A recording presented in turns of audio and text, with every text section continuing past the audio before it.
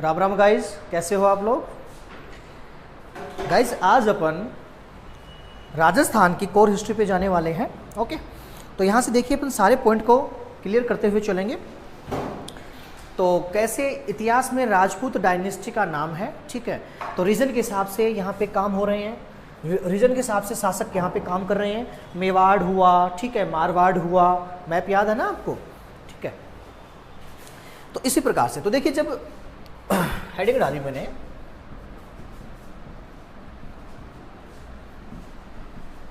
राजपूत काल, देखिए राजपूत काल है उधर इंडिया में, भारत में हर्षवर्धन राजा था, ठीक है ना। हर्षवर्धन राजा जो था वो थानेसर, ठीक है ना, हरियाणा के पास में जगह है, वहाँ से उसने शासन करना स्टार्ट किया था तथा पूरे कन्नौज तक यानी पूरे लगभग उत्तर भारत पर उसने शासन किया था। तो हर्षवर्धन का जो समय था वो 6वीं से 7वीं शताब्दी था, 6वीं से 7वीं शताब्दी। अब इसके बाद, अब हर्षवर्धन डायनेस्टी के बाद में क्या है, वो कमज़ोर हो गया। उनके बाद में उसका क्षेत्र क्या है कि बट गया था। तो इसी समय राजपूत डायनेस्टी स्टार्ट होती है। तो राजपूत काल का मैं समय कह सकता हूं इसके बाद, यानी 8वीं 9वीं शताब्दी के समय, 8वीं 9वीं शताब्दी के समय, ठीक है। अब देखिए फिर घोड़े वाले बाबा को लेके आएंगे, क्योंकि राजस्थान का इतिहास जानने में सबसे पहले है, मतलब उनके योगदान को तो अपन भुला ही नहीं सकते ना। तो घोड़े वाले बाबा जेम्स कर्नल टोड राजस्थान के इतिहास के पितामह कहा जाता है उनको। तो एक क्वेश्चन तो यही हो गया कि अगर हिस्ट्री की अपन शुरुआत कर रहे हैं, जैसे शुभ कार्य के लिए अपन कार्य करने के लिए कोई शुभ भगवान की पूजा अर्चना करते हैं, ठीक है ना, गणेश जी को याद करते हैं, ओके। तो वैसे ही अपने राजस्थान का इतिहास किया है, तो कर्नल जेम्स टोड को याद किए हुए वगैरह अपन कैसे शुरू कर सकते हैं। तो राजस्थान के इतिहास के पितामह किसे? Colonel James Tod, okay. तो पहली बात तो ये होगी। अच्छा देखिए, अब यहाँ पे देखो दो प्रकार की बातें आएंगी कि राजपूत देखो आए कहाँ से, मतलब ओरिजिन। अब कुछ लोग तो, कुछ इतिहासविद तो बोलते हैं कि ये विदेश से आए, विदेशी शासक जैसे शक, सीथियन जो बाहरी देशों से आए थे ना भारत में शासन करने के लिए। तो कुछ लोग तो विदेशी मत को मानते हैं, कुछ लोग समर्थन करते हैं देसी मत का। जैसे कुछ लोग कहते हैं कि कुछ ब्राह्मण ही कन्वर्ट होके योद्धा का काम करना उन्होंने स्टार्ट कर दिया, तो ब्राह्मण वंशीय हैं या राजपूत, ठीक है ना। तो यहाँ पे मैं देखिए उत्पत्ति को दो भागों में, उत्पत्ति संबंधित ओरिजिन, ठीक है ना। मैं इंग्लिश टर्मिनोलॉजी भी साथ के साथ यूज करता रहूँगा, क्योंकि मुझे पता है डाउट्स वगैरह में बात चलती है, तो कई कमेंट्स भी आए कि सर इंग्लिश टर्मिनोलॉजी यूज करो। ऑलरेडी मैं करता हूँ, बाकी अगर किसी भी टर्म्स में आपको दिक्कत हो तो आप कमेंट करके मुझसे आंसर जान सकते हो, कि हो सके क्या पता मैं गलती से ना बता पाऊँ, तो उसका ऑप्शन भी है अपने पास। घबराने की जरूरत नहीं है गाइज, प्यार से, आराम से, डिटेल से, तरीके से पढ़ना है, बस धैर्य रखिए। जैसे जैसे लेक्चर आते रहेंगे आप कंटिन्यूटी उनको फॉलो करते रहिए, ठीक है। कोई बुक, कोई स्टडी मटेरियल आप खरीदने की आवश्यकता नहीं है। अगर आपको लगे कि मुझे, अच्छा कई बच्चों की देखो ये दिक्कत होती है, या यूँ कहूँ कि आदत है, अपना पुराना सिस्टम एजुकेशन ऐसा था, उनको नोट्स बनाने की आदत है। तो एक काम कीजिए, आराम से मेरे वीडियो सुनो ना, देखो ना, पोज करो लिखते जाओ, पोज करो लिखते जाओ, जैसे जैसे जो बातें मैंने बोली है आराम से हैंड नोट्स भी बनाओ, क्या दिक्कत है। इससे क्या होगा कि आपका 2 बार रिवीजन हो जाएगा, एक बार आपने देखा, ठीक है, सुना, और एक बार आपने लिख लिया, तो 3 तरीके से आपका सारा ये काम हो जाएगा। और ये बॉन्डिंग, फिर 3 की बॉन्डिंग तो आप जानते हो, त्रिमूर्ति, ओके। तो नोट्स भी बना लो, फिजिकल फॉर्म में भी आपके पास वो रहेंगे। और बाकी मेरे हिसाब से अगर आप देख रहे हो, सुन रहे हो, और 2 या 3 बार आपने रिवीजन मार लिया तो इनफ है, मामला इनफ है, चल जाएगा काम, कोई इशू नहीं है। 100+ आप स्कोर करोगे आराम से। और रिवीजन खासकर करना है तो अपने को 150 का आंकड़ा छूना है। ओके गाइज, चलो करें स्टार्ट। तो उत्पत्ति संबंधी ओरिजिन कैसे हुआ, तो उसके मत 2 प्रकार से मत हैं। एक तो आपका है देसी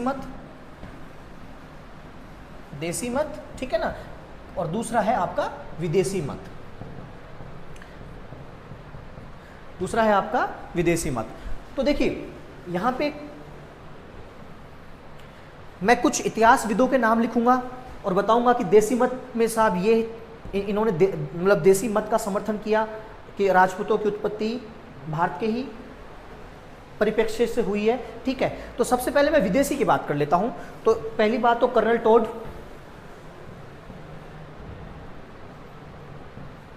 टोड हुआ आपका, और विलियम क्रुक, इन दोनों ने, कर्नल जेम्स टोड और विलियम क्रुक ने राजपूतों की विदेशी मत के लिए कौन सी जाति के लिए बोला है कि या तो राजपूत शक थे या सीथियन थे, या तो शक थे या सीथियन थे, यानी शक और सीथियनों के क्या थे, ये पूर्वज थे। तो ये बात समझ में आई। ओके, आगे चलते हैं। जो स्मिथ थे, स्मिथ इतिहासकार थे, ठीक है ना, तो जो स्मिथ थे वो बोलते थे कि ये शक और हूण के क्या थे, वंशज थे। फिर अपना जो नेक्स्ट इतिहासकार है D.R. भंडारकर और ईश्वरी प्रसाद। D.R. भंडारकर और ईश्वरी प्रसाद। तो ये जो D.R. भंडारकर और ईश्वरी प्रसाद हैं, इन्होंने बोला कि साहब जो राजपूत हैं वो गुज्जर प्रतिहार थे, गुज्जर प्रतिहार उन्हीं के वंशज हैं, और इनको बोलते हैं सवेत हूण होनी जाती है। ठीक है, तो सवेत हूण गुज्जर प्रतिहार। और एक थे अपने कनिंगम। भारत में पुरातत्व विभाग की स्थापना कनिंगम के सहयोग से हुई थी उस समय। तो कनिंगम बोलते हैं कि इनकी उत्पत्ति कुषाणों से, यानी कुषाण ही, मतलब कुषाणों के ये पूर्वज हैं राजपूत। तो देखो ये तो विदेशी मत हुआ आपका। ठीक है, अब इसमें कर्नल टोड और विलियम्स क्रुक शक सीथियन याद रह जाएगा, कोई इशू नहीं है। ठीक है, उसमें स्मिथ शक हूण, ओके, डॉक्टर आर भंडारकर और ईश्वरी प्रसाद गुजर प्रतिहार। ठीक है, और कनिंगम कुषाण। कैसे कनिंगम, कैसे कुषाण, इज दैट क्लियर? ठीक है, और बाकी आपको याद रखना है। अब देखिए मैं देसी मतों पे आता हूं। तो देसी मतों में कुछ इतिहासकार बोलते हैं, जिनमें से प्रमुख है डॉक्टर हरिशंकर ओझा और डॉक्टर दशरथ शर्मा। राजस्थान के बड़े फेमस इतिहासकार हैं डॉक्टर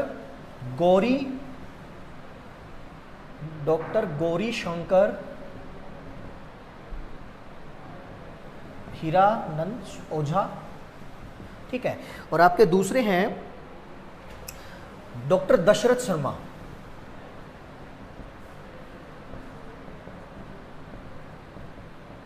तो ये बोलते हैं साहब, ये देसी मत का समर्थन करते हैं। देसी मत में क्या बोलते हैं कि राजपूत थे वो सूर्यवंशी और चंद्रवंशी।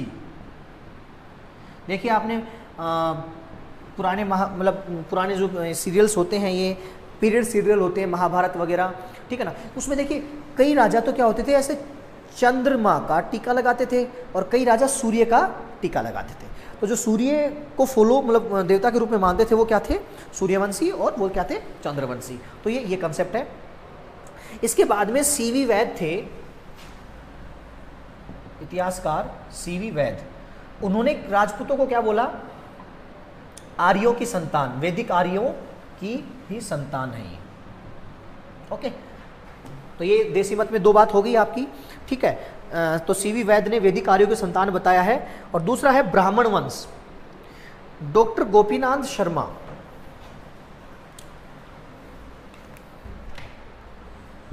देखो शर्मा साहब हैं, तो डॉक्टर गोपीनाथ शर्मा, गोपीनाथ शर्मा ने बोला, और यहाँ पे अपने जो ये भंडारकर साहब हैं, ये दोनों तरफ हैं, भंडारकर, तो गोपीनाथ शर्मा तथा भंडारकर ने दोनों ने क्या बोला कि राजपूतों की उत्पत्ति ब्राह्मण वंश से हुई है। राजपूतों की उत्पत्ति किससे हुई है, ब्राह्मण वंश से हुई है साहब। ठीक है, और जो स्मिथ थे, यानी पहला अंग्रेज जो क्या बोलता है, पहला विदेशी इतिहासकार जो क्या बोलता है कि ब्राह्मणों की उत्पत्ति वहां की आदिम जाति से हुई है साहब।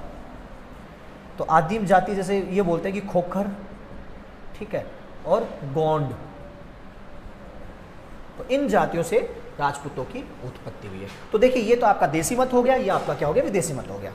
तो अब यहाँ पे देखो, अब पढ़ने वाले हैं कि राजस्थान में राजपूताना समय में देखिए क्या क्या मतलब इंपॉर्टेंट इनोवेशंस होते हैं, ठीक है ना। तो अब एक एक करके अपन आगे बात को लेंगे डिटेल से। अब देखिए ये देसी मत समझ में आया, विदेशी मत। अब एक देसी मत में इंपॉर्टेंट बात है वो मैं यही करता हूं।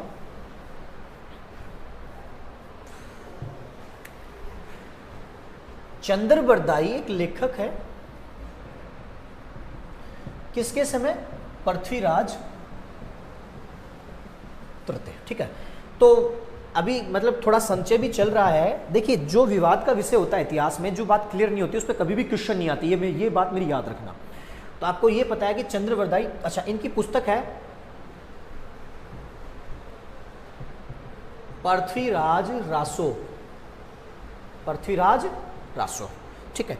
तो उसमें इन्होंने 4 वंश बताए हैं राजपूतों के। कितने वंश बताए हैं, 4। कौन कौन से, गुज्जर प्रतिहार, पहला कौन सा है, गुज्जर प्रतिहार, ठीक है। दूसरा आपका है चालुक्य, परमार, चौहान, चालुक्य, परमार और चौहान। तो ये जो 4 वंश हैं, ठीक है, इनकी उत्पत्ति इनके अकॉर्डिंग, यानी पृथ्वीराज रासो में क्या लिखा हुआ है, पृथ्वीराज रासो में क्या लिखा हुआ है गाइस, पृथ्वीराज रासो में ये लिखा है कि महर्षि वशिष्ठ थे, महर्षि वशिष्ठ ने आबू पर्वत पर यज्ञ किया था, ओके। और इस यज्ञ की अग्निकुंड से इनकी उत्पत्ति होती है, यानी राक्षस वगैरह आए थे ऐसा कहते हैं, तो उनके लिए योद्धा इस अग्निकुंड से ये निकले थे। तो ये बात सारी कौन कह रहा है, चंद्रबरदाई, अपनी पुस्तक पृथ्वीराज रासो, ठीक है। तो कितने वंश, 4 वंश। तो ये अग्निकुंड उत्पत्ति सिद्धांत हो गया, ठीक है ना। तो ये वही देसी मती तो हुआ ना एक तरह से।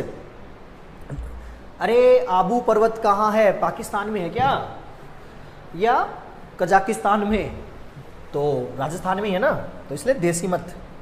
चलो तो ये बात समझ में आई। अब देखिए ब्राह्मणों से जो उत्पत्ति है उसमें थोड़ा सा इंटरेस्टिंग पॉइंट है, थोड़ा सा समझना।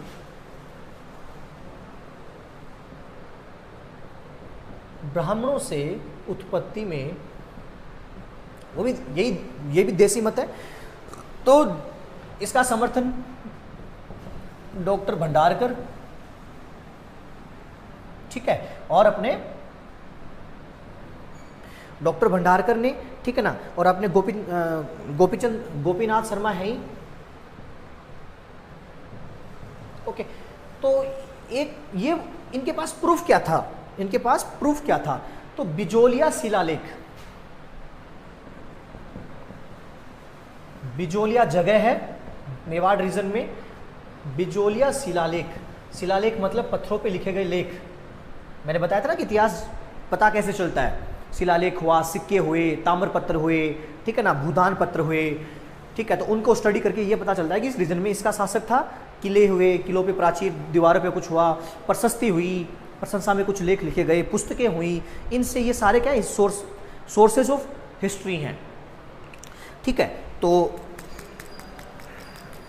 बिजोलिया अभिलेख में जो वासुदेव चौहान है,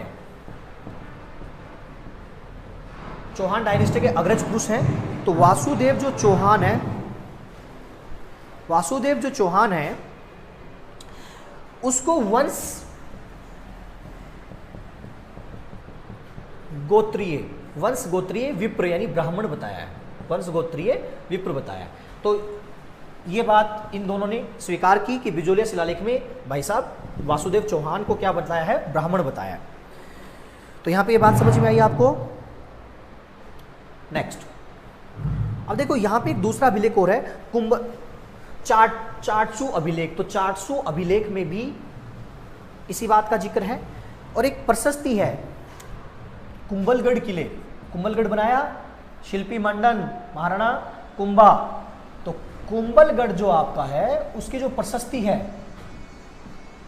ओके, तो वो बप्पा रावल को, मेवाड़ का इतिहास भी है वहां पे, तो बप्पा रावल को जो कि गुहिल वंश के संस्थापक मुख्य राजा थे ना, वैसे तो गुहिल के गुहादित्य थे जो भी मैं आगे बताऊंगा, पर रियल में जो संस्थापक किसमें माना जाता है, बप्पा रावल। तो बप्पा रावल को कुंभलगढ़ प्रशस्ति में ब्राह्मण बताया गया साहब, ओके। तो ये आपका बेसिक था कि कैसे राजपूतों की उत्पत्ति के बारे में हमें पता चलता है, कौन से मत होते हैं, देसी या विदेशी। तो यहां तक समझ में आया। चलो अब फाइनली वो टाइम आ गया जब एक एक डायनेस्टी अपन पढ़ेंगे। तो सबसे पहले मैं मेवाड़ डायनेस्टी पढ़ाऊंगा, ठीक है। तो शुरुआत करते हैं बगैर टाइम वेस्ट किए हुए।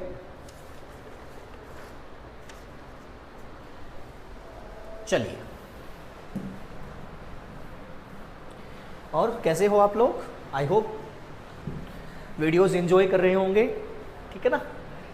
चलो करते रहो, पढ़ते भी रहो, एंजॉयमेंट में भी ज़रूरी है।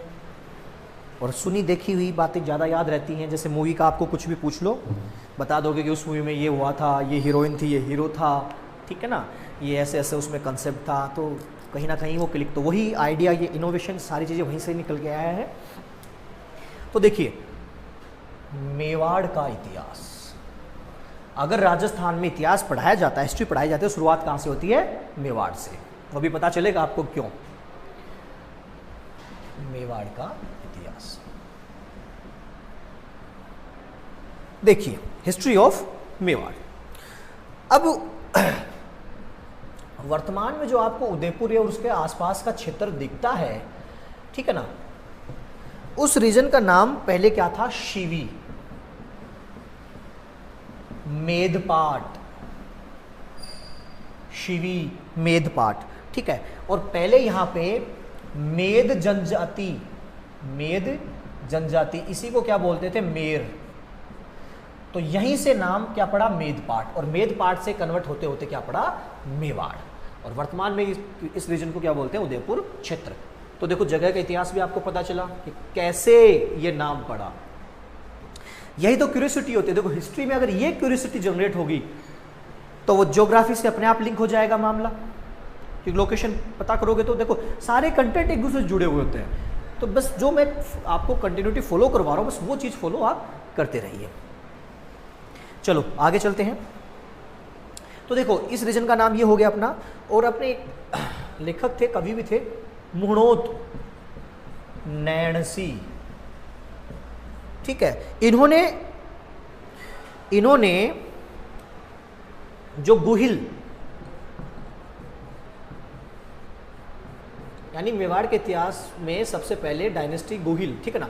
तो गुहिलों के, या यूं कहूं कि यहाँ के शासक राजपूतों की कितनी 24 शाखाएं बताई रीजन के हिसाब से। 24 शाखाएं, जैसे मेवाड़ के गुहिल, बागड़ के गुहिल, चाटसू के गुहिल, मारवाड़ के गुहिल, ठीक है ना।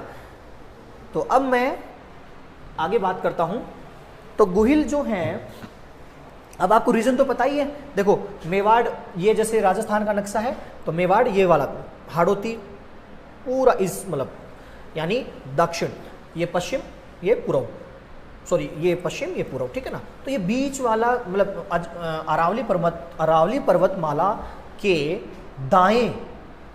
दाएं दक्षिण की तरफ जितना भी क्षेत्र है वो सारा क्या था? मेवाड़। जैसे एग्जांपल लेता हूं मैं, चित्तौड़गढ़, राजसमंद, उदयपुर, प्रतापगढ़, शाहपुरा, ठीक है, भीलवाड़ा और आसपास का क्षेत्र।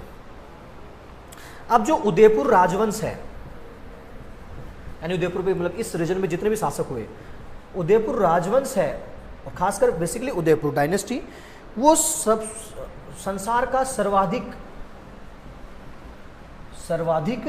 प्राचीन राजवंश है। तो इंपॉर्टेंट है कि नहीं है? नेक्स्ट, उदयपुर के जो राजा थे, उदयपुर के महाराणाओं को हिंदुआ सूरज क्या कहते थे? हिंदुआ सूरज। ठीक है, तो ये बात याद रहेगी। अब मैं बात करता हूं गुहिल। तो देखिए, गुहिल डायनेस्टी की शुरुआत, गुहिल राजवंश की शुरुआत, अब देखो मेवाड़ पे एक्चुअली शुरुआत हो चुकी है राजवंश की, और वो सबसे पहले किसकी? गुहिल। तो देखिए जो गुहिल थे, यहां पे व्यक्ति था गुहादित्य, गुफाओं में रहता था साहब ये, इसलिए इसका नाम गुहादित्य।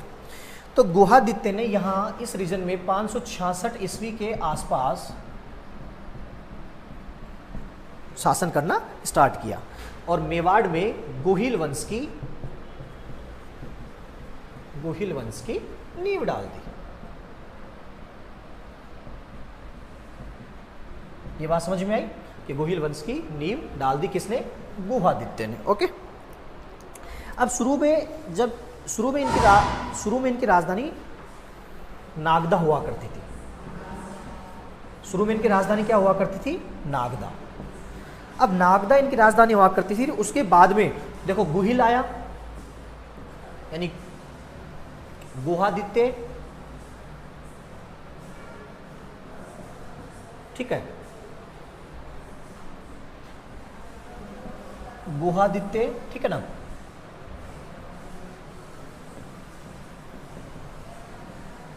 गुहादित्य के बाद में भोज आता है, ठीक है। भोज के बाद में अपना महेंद्र और नाग, इसी नाग के ऊपर वो क्षेत्र का नाम पड़ा था नागदा। तो शुरुआत में इस रीजन की राजधानी क्या हुआ करती थी? नागदा। तो इनके बारे में अपने को ज़्यादा मतलब इतिहास का कंटेंट अपने पास है नहीं, तो अपन कह भी नहीं सकते। उसके बाद में मैन जो ओरिजिन शुरुआत करने वाला व्यक्ति आता है वो आता है बप्पा रावल। क्या नाम है इसका?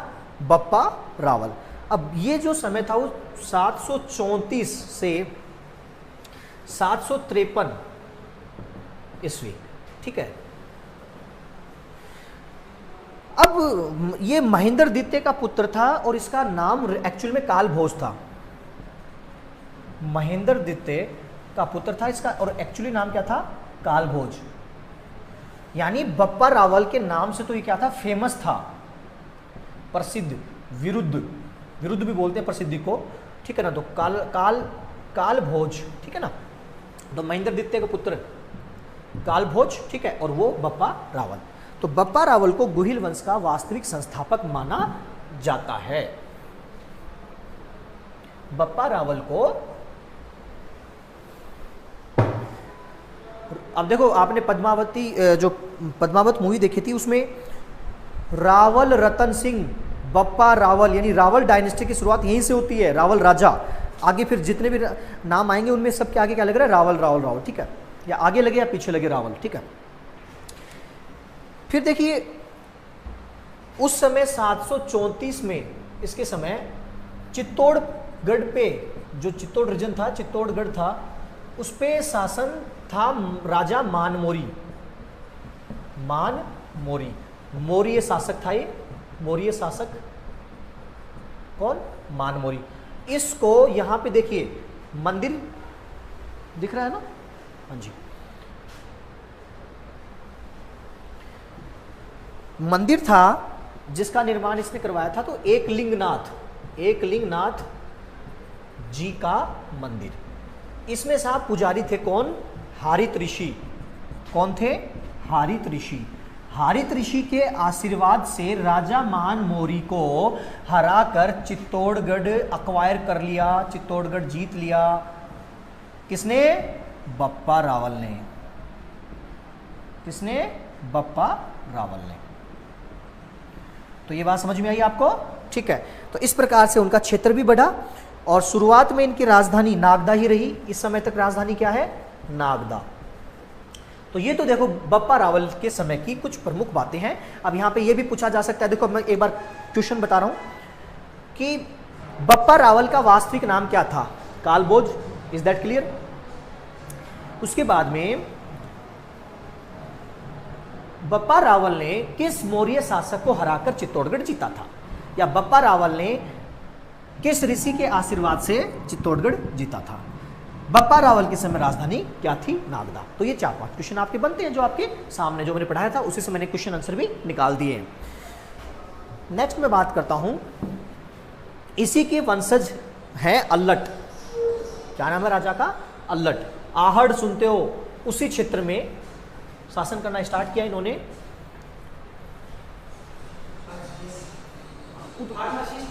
उधर उधर उधर जाइए, बाहर जाइए, रिकॉर्डिंग चल रही है इधर, सामने पूछिए।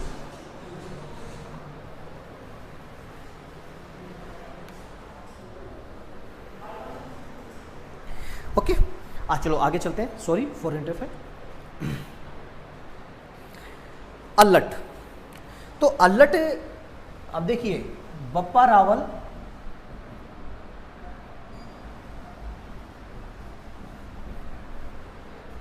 अब बप्पा रावल है, उसी के वंशज क्या है, मतलब उसी का वंशज है ये अल्लट। ओके, अब अल्लट को आलू रावल भी कहते थे।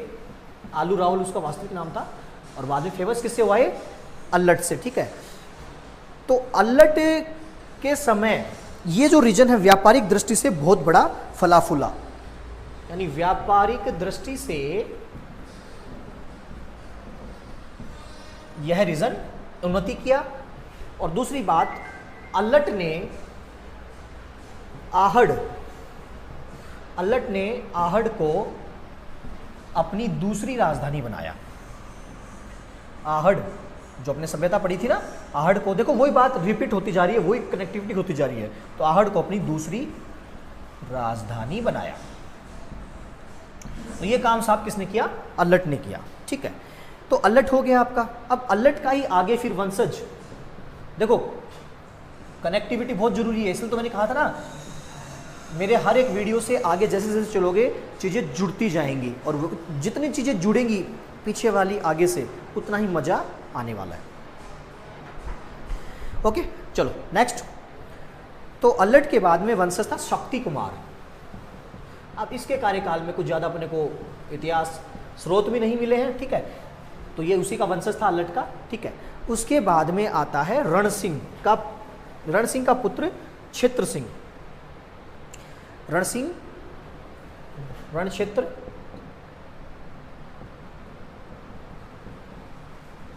ठीक है ना। और रण सिंह का जो पुत्र है क्षेत्र सिंह। ठीक है, तो रण सिंह के जो क्षेत्र सिंह हैं, जो पुत्र हैं, उसने मेवाड़ की रावल शाखा को फिक्स कर दिया। या यूं कहूं कि जो रावल शाखा, आगे रावल नाम के आगे रावल लगेगा, पहले लग जाता था, आगे पीछे मर्जी होती थी, लगाते नहीं लगाते थे। इसके बाद में हर एक राजा क्या लगाएगा? रावल लगाएगा। तो रावल शाखा को फिक्स यानी किसने किया? क्षेत्र सिंह। वो किसका पुत्र था? रण सिंह।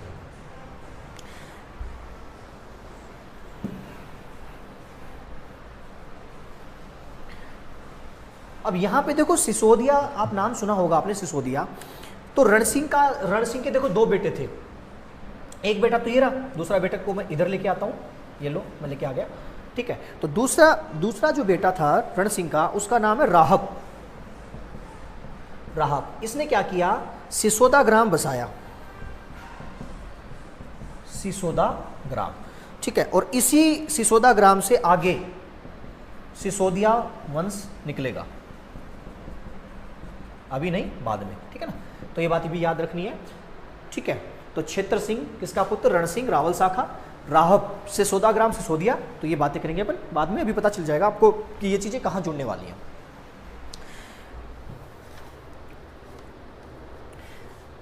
अब देखिए, अब नेक्स्ट शासक आता है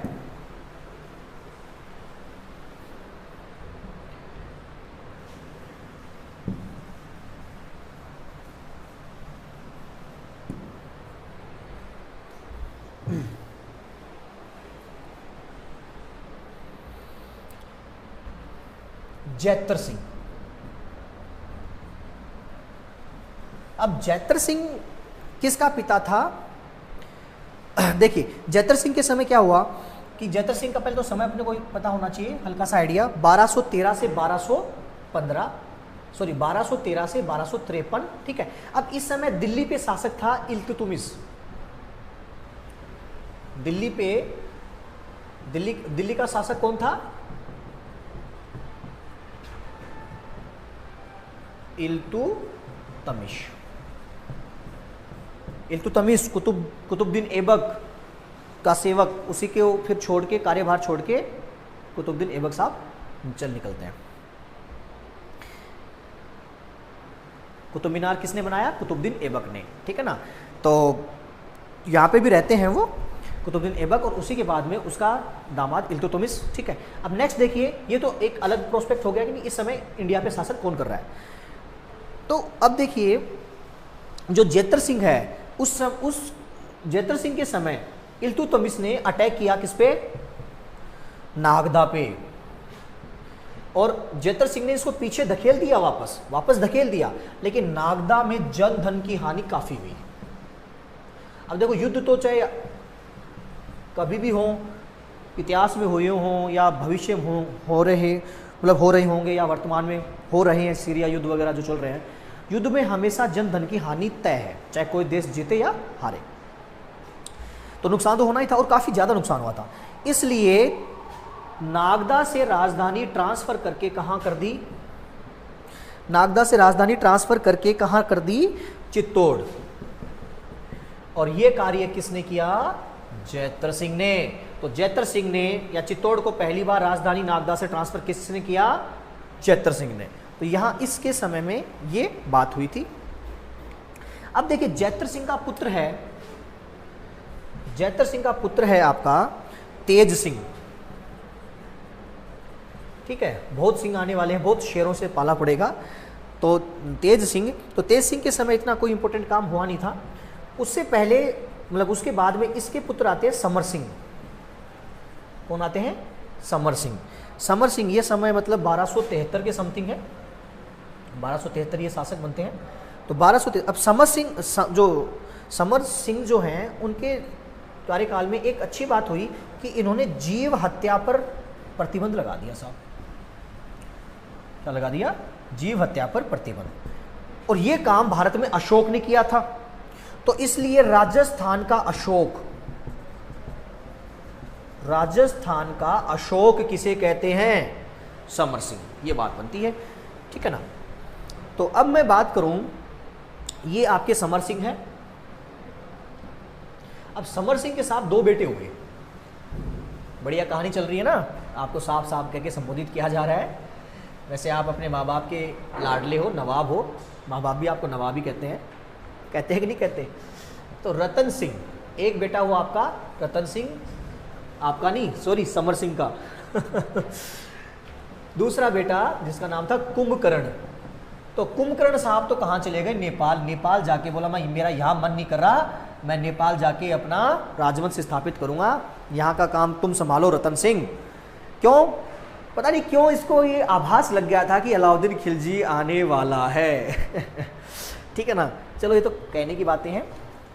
भविष्य का इतिहासकार, भविष्य का किसी को नहीं पता होता, इतिहास तो खैर अपने को पता होता है।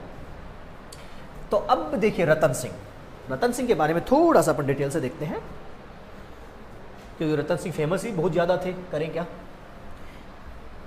और हाल ही में तो ज़्यादा काफ़ी फेमस हो गए विवाद से। तो जो रतन सिंह हैं, एक सेकेंड, हाँ जी, रतन सिंह 1302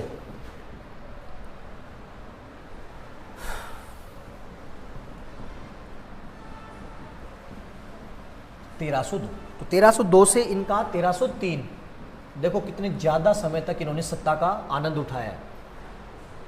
1302 से 1303 बेचारे शासक बने ही थे। चलो देखते हैं क्या हुआ। तो देखिए, पद्मावत, मैंने पहले भी बताया था पद्मावत। पहले तो मैं पद्मावत के बारे में थोड़ा जिक्र कर लूँ, इसको चर्चा करके इसको ख़त्म करें।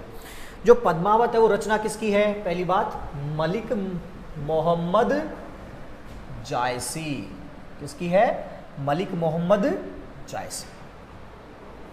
अब अकॉर्डिंग टू मलिक मोहम्मद जायसी या अकॉर्डिंग टू पद्मावत, रावल रतन सिंह की पत्नी रानी पद्मिनी,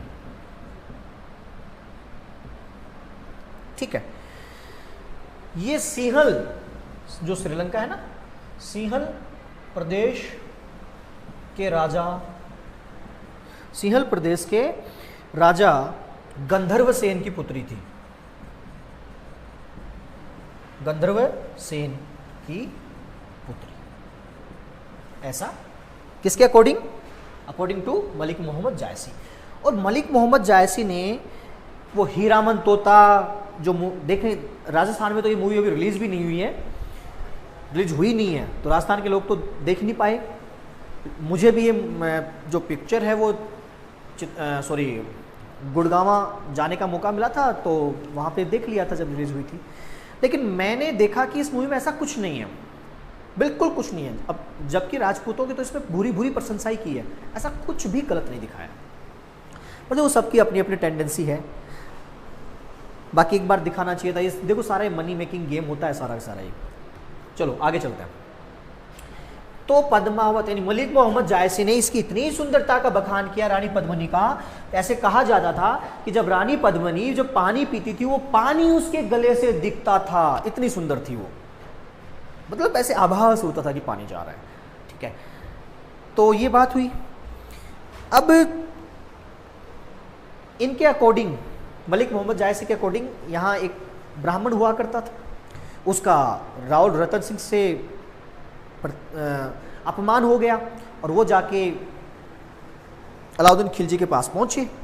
तो अलाउद्दीन खिलजी को पद्मिनी की दास्तां सुनाई कि साहब ऐसी ऐसी रानी है, आपने अगर उसको नहीं पाया तो क्या पाया।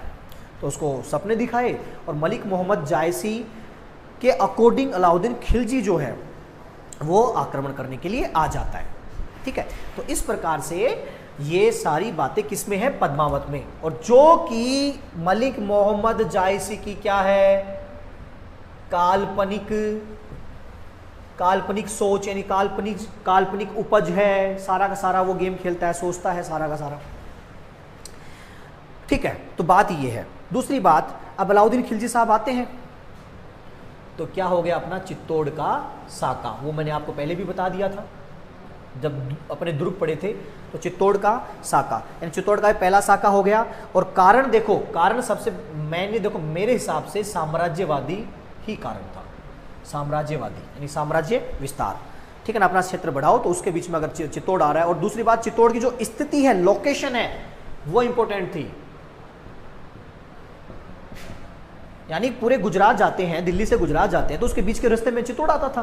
तो इसलिए क्या है कि चित्तौड़ बहुत इंपॉर्टेंट था लोकेशन के हिसाब से भी। और भाई दूसरा अलाउद्दीन खिलजी है, वो भाई साहब हैं, पूरे भारत पे अपना कब्जा जमाने वाले हैं। अब उसके बाद में तीसरा मैं कह सकता हूँ कि ठीक है भैया ये श्रुतियाँ हैं, तो पद्मावत यानी पद्मिनी, रानी पद्मिनी को पाने की लालसा किसकी? एके की, अलाउद्दीन खिलजी की, जिसका रोल रणबीर कपूर ने निभाया है। देखिए कि नहीं देखी मूवी? चलो, तो ये बातें थी पद्मावत के अकॉर्डिंग। तो ये काल्पनिक रचना है। अब इसके बाद में 1303 पे जो ये आपका साका हो रहा है, ठीक है ना, चित्तौड़ का साका आपका 1303। अब इसमें दो वीर नायक थे, गोरा बादल। तो गोरा बादल का संबंध किस युद्ध से है या किस साके से है? तो चित्तौड़ के प्रथम साके से। ओके, और इस युद्ध में अमीर खुसरो साहब युद्ध का वर्णन, यानी राजा महाराजा जब युद्ध करने चलते थे तो लेखक वगैरह, कवि वगैरह साथ लेके चलते थे कि आगे उनके युद्ध का वर्णन इतिहास में किया जा सके। ओके, तो ये तो बात ही देखिए रतन सिंह के बारे में। अब उसके बाद में आते हैं महाराणा हमीर। हमीर चित्तौड़, सॉरी, रणथंभौर वाले हमीर साहब नहीं है ये, वो तो चौहान है। ये है महाराणा हमीर, मेवाड़ रीजन से। ओके, तो महाराणा हमीर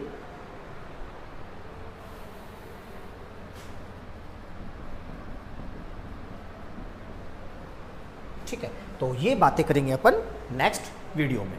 तो यहाँ तक देखिए अपने पूरा एक कंसेप्ट बनाया कि राजस्थान में राजपूत डायनेस्टी किस प्रकार से शुरुआत होती है उसकी। भिन्न भिन्न इतिहासकारों ने जब अध्ययन किया विभिन्न शिलालेखों का, विभिन्न सिक्कों का, ठीक है, विभिन्न ताम्रपत्रों का, विभिन्न प्रशस्तियों का, तो कंक्लूजन अपने अपने कंक्लूजन पे वो निकले। तो कुछ मतों पे उनका भेद है, तो भेद मैंने आपको सामने बताया था उत्पत्ति के लिए कि कुछ तो क्या मानते हैं, राजपूतों को विदेशी शासकों की मतलब वंशज मानते हैं, और कुछ क्या मानते हैं कि स्थानीय लोग थे ये, ठीक है, तो ये उनके वंशज मानते हैं। तो उसके बारे में मैंने एक एक के पूरा डिटेल से बताया आपको, और फिर मैंने गुहादित्य से आगे फिर बप्पा रावल से एकदम बेसिक पूरा तरीके से अपन ने कहाँ तक अपन महारावल रतन सिंह तक पहुँच चुके हैं। साका हो गया, पद्मिनी रानी ने जौहर किया, बाकी सभी ने अपना मतलब बलिदान और शौर्य यहाँ पे दिखाया है राजाओं ने।